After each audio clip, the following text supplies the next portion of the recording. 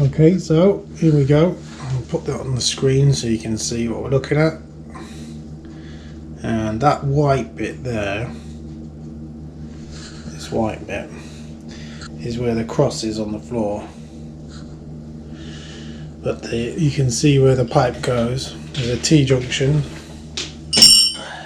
Runs underneath this and up through that wall there. So we're going to start by digging this bit, find out what happens, see if we can spot a leak there. But the T-junction I think is further up, just by the door frame there. So this might actually be a leak on a length of pipe, who knows.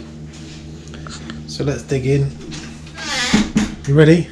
Yeah. Yeah.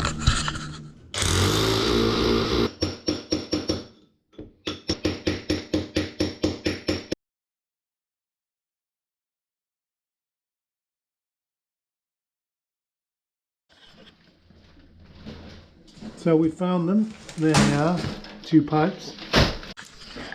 Right, we've dug the hole. Let me see what we found. So there's a T-junction there with it running off that way into that wall, and I'm assuming the T-junction for this is somewhere probably here. So they've put in this piece of copper that they've bent over and then screwed in really tight. And sometimes when the pipe expands and contracts as it gets hot and cold, it rubs against the copper, and it might cause a problem, or there's something underneath when they screwed this down, which is underneath there. You can also see that the cement has made its way through the plastic and is continuing to eat the copper pipe, which is really good news. So Davey's now going to take this clip off while I stand back. Yes. Try to anyway. There we go. Proper screwdriver on the job. I told you, I use this for every job.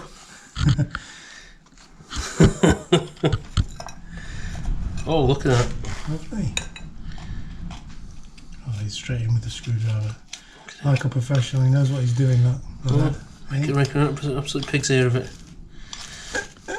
Alright, so we'll clear this out a bit more and then come back to you when we've done some investigations. Yeah. So I've left that for 24 hours. See how this dries up. And you can see I marked where the damp was, the black line there, and it's all dried out eventually. But you can see here it's slightly more damp here than down there, just. So we're looking in that direction. So what we're going to do first is take all of this vinyl out, this out, washer out, and see what the state of the floor is under there.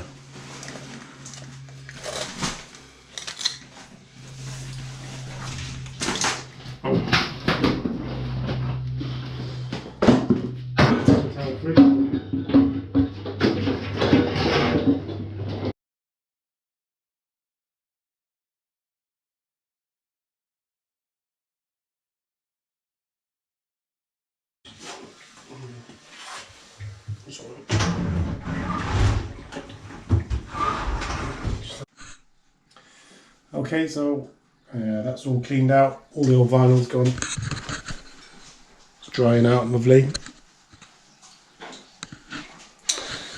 So we think that what we're going to do is put these 2 valves in here where the pipes come down, low down, so it's not in your face.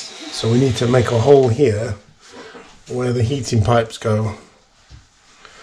So we're going to take this out, measure to the pipe, and then draw a line down, give our location.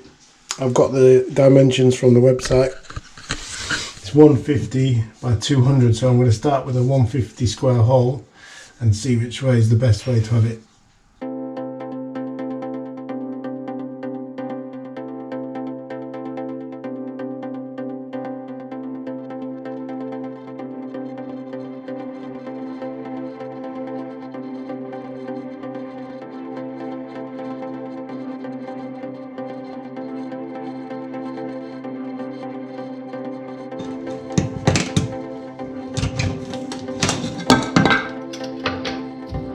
Smashed it.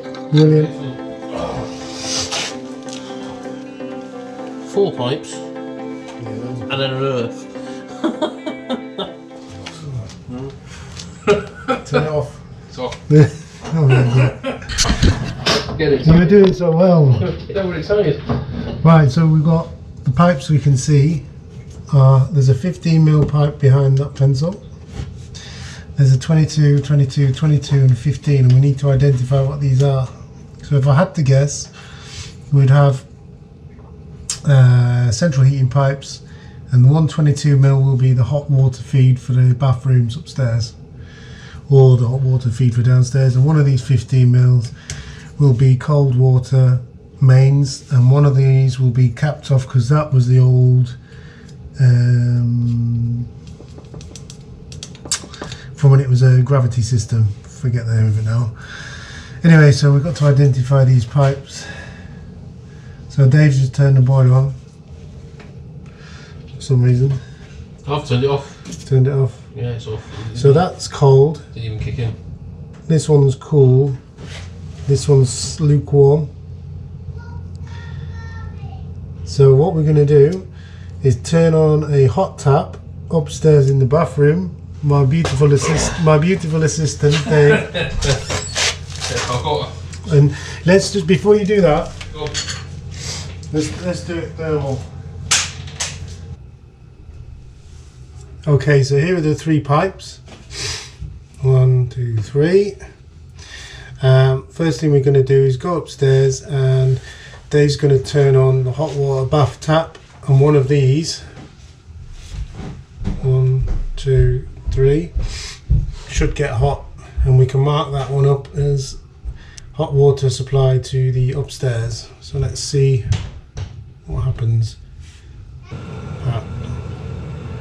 It's actually that pipe behind the wall.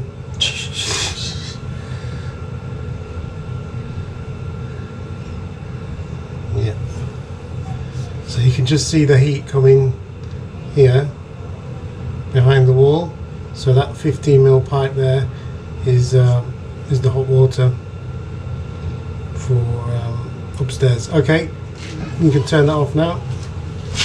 So what we'll do is we'll turn on the central heating. One will get hot quick, that's the flow. One will get hot but later on, and that's the return. Right, if you turn the heating on, Dave.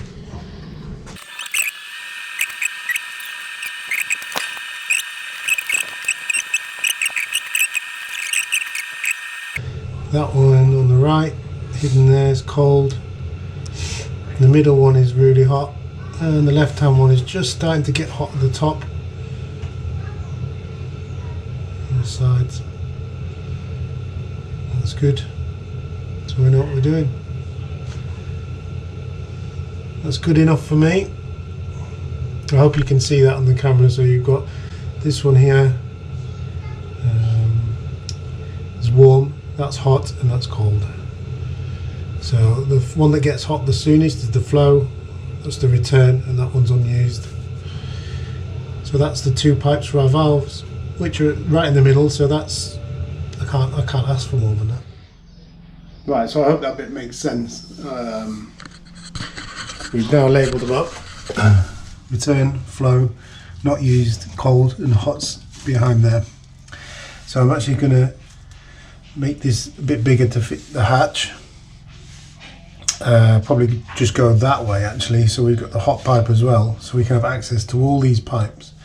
Then I'm going to put a valve on here and here, so that means that we can turn the flow down to the floor, because the flow travels that way, return that way. This does the extension, which has got the solid screed floor, so we can isolate. That means we can isolate the whole back room, so that room, kitchen, and this side of the house without affecting the other. So if ever there was a problem underneath the floor again, just turn the valves off and you can continue getting the hot water out of the boiler, and also heating in the rest of the house. Just a fail safe. For what it's going to cost, 10 quid for the hatch, and then 12 quid for the valves, £22 for that fail safe backup. It's good. Right, so on with some other little jobs. Yeah. Right, last day. So what we've got to do is put the panel, the valves in, the panel in, fill these floor, and make that connection in there. So what we're going to do to start with is use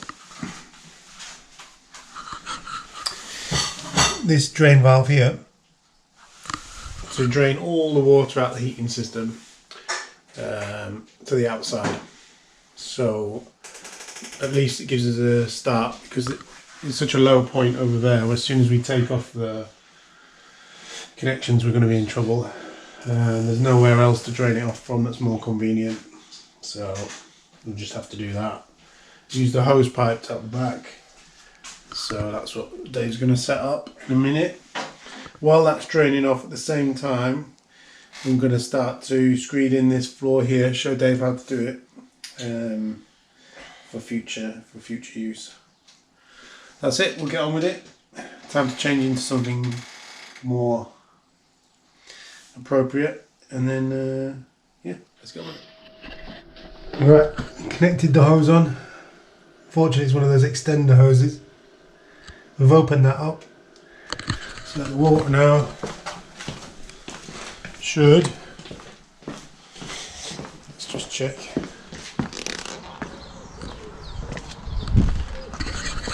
Yeah, it should be coming out.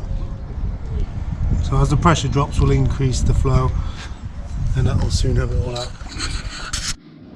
So these are the valves I'm going to put in here,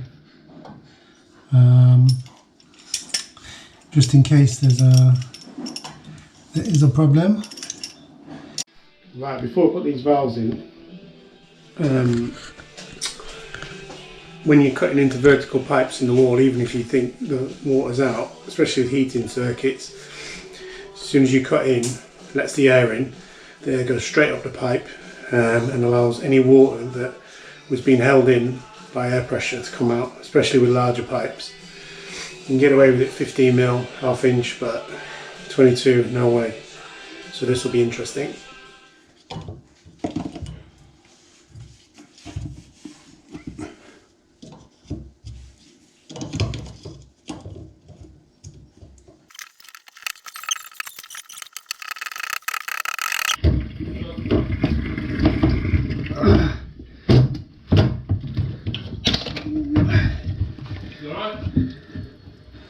Yeah, it's always a bit of a pain doing this.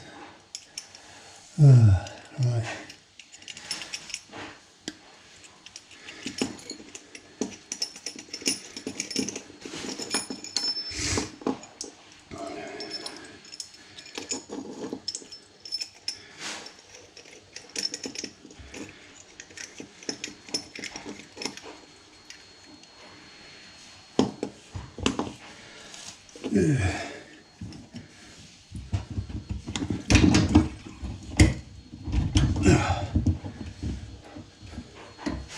Cheers, buddy.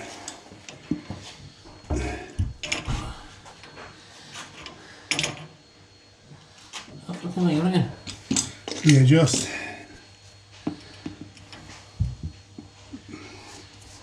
Right. Skills.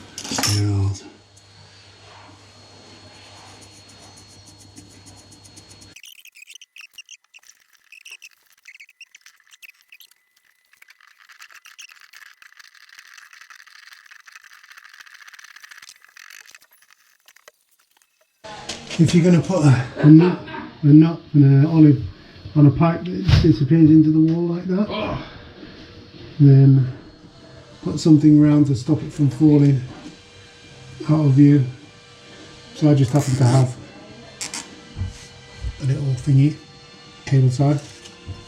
So when I put these on, push them down, they don't fall into the wall. That's it.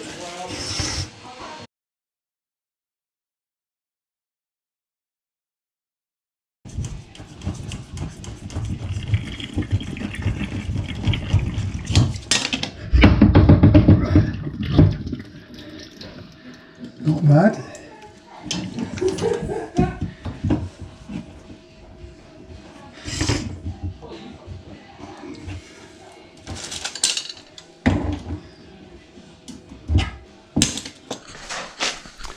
We're gonna open up, there's a 15mm there, 15mm copper there. Dave's gonna open up a channel to here and then to there. Also he's gonna chop that back to here. In fact, just there as well. So we can move that past this point here. This pipe's going to connect to that one's going to connect to that one. I've checked the rad valves and they're reversible, so good to go.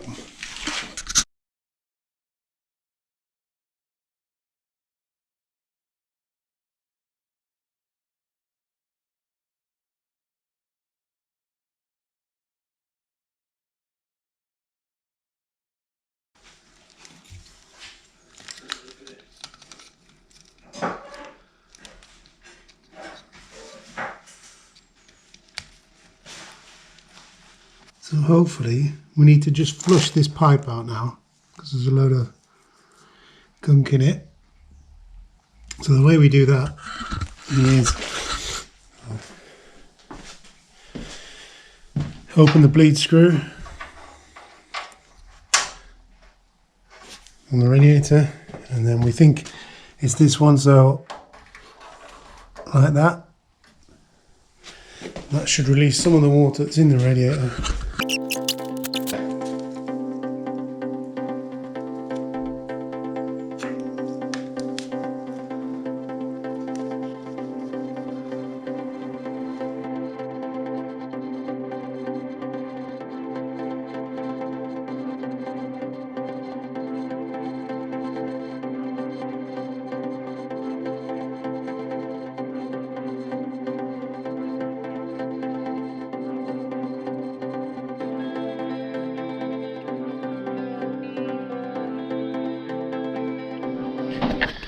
Right, so we've done most of the plumbing on the heating, so we need to get the inhibitor into this upstairs radiator, but we haven't got any adapters or funnels or anything. We've got an old shower head and the thread's the same, so I'm going to attempt to cut it across here and make a funnel for that.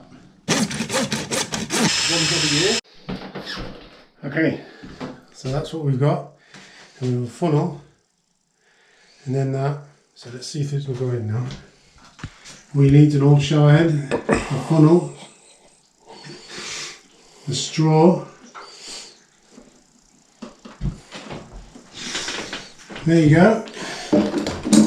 Right, so we've put the inhibitor in, done all the plumbing, so let's pressurise it up and hopefully bleed all the radiators and we're good to go. Okay, so while we're just testing these joints in the floor, and Dave's gone out to try and turn off the cold water mains from the street so that we can change the stop tap, internal stop tap, which right at the beginning we said was leaking. So we'll do that while we're waiting for this heating to warm up, check everything works. Oh, look at this, lovely.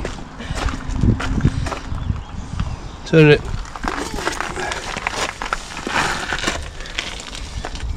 The feel of it when you turn it. There we go. So we got a replacement. So what we're going to do is unscrew the nut, both end, and hopefully reuse what's already on the pipe. But we may run into problems, it's not the same manufacturers, so hopefully it should be alright. So have a look.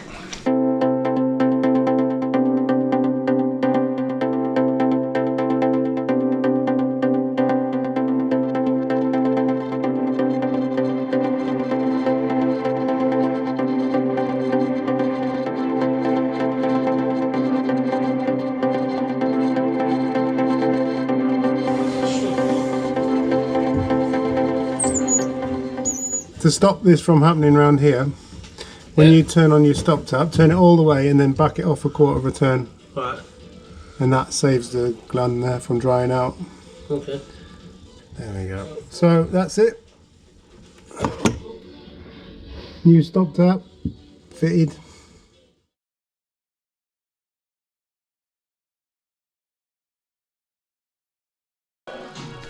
Okay, just finished the first screed covering those pipes, so that can go off. No leaks there, so that hatch is going to go on now. We're just going to seal it now on as per the instructions. So he's just building up the screed in the back room. 6:30. Right, so that's it. Got to head to the airport now. We've now screeded in here. Covered over those pipes that I showed you. Then what else have we done? We've also done a new stop tap in there at the back. We've also done, this is now all screeded in. In fact, it's starting to dry here, you can see already. Now we've got this hatch here. So the purpose of these valves is to isolate this side of the house, ground floor. All the pipes in the floor for the heating can be isolated with these two here. So to turn the heating to this side of the house back on, you just do that and then turn off, and then we're leaving it off till the screed dries.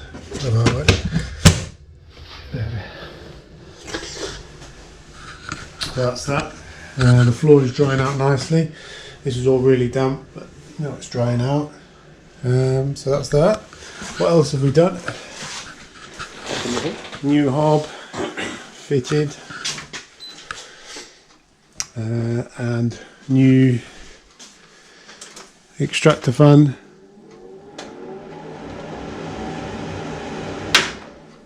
Fitted to go outside. And then last thing is upstairs. So when we got the extractor, it came with some flat channel ducting, and the bath in here, as you can see, had big problems with cracked tiles from a previous leak, and then every time the shower bath was used, water went off.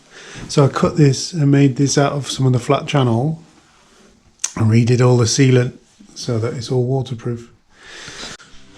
That's it, mission complete. Time to go back home.